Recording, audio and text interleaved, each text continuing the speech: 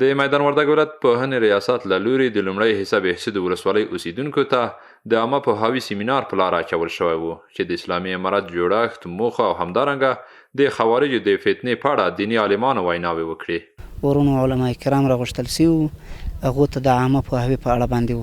مثلا د امارت په باره کې امارت هم ورپېژندی او د امارت شناسي په نامه یو کتاب و دا هم ورته ورکړی ده او دا رقم ته د اسلامي امارت فعالیتونه د اسلامي امارت سره چې کوم خلک وړاندې تعصب کوي او هغه دلایل و هغه علتونه چې په دغه علت باندې ورسره وړاندې به ارتش شیطان هستند، درباره کسانی نوشته هستند، درباره آن کسان نوشته شده که آنان مقدسات ما را تخریب میکنه، مساجد ما را تخریب میکنه، مکاتب ما را تخریب میکنه، کورسهای تعلیمی ما را تخریب میکنه، علمای جید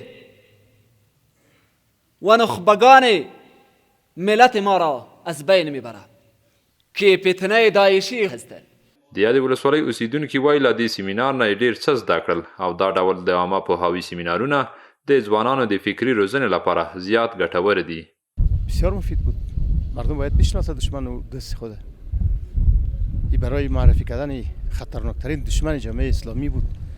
برای مردم بسیار مفید بودن، برای از ما مفید بود دیگه. ما سمینارها در کل کاملا مفیده چون به خاطر آگاهی دهی، به خاطر تشویق مردم و ترغیب مردم در راستای فراگیری تعلیم و تربیت خصوصا بخش عقاید اسلامی اینا بسیار مفیده.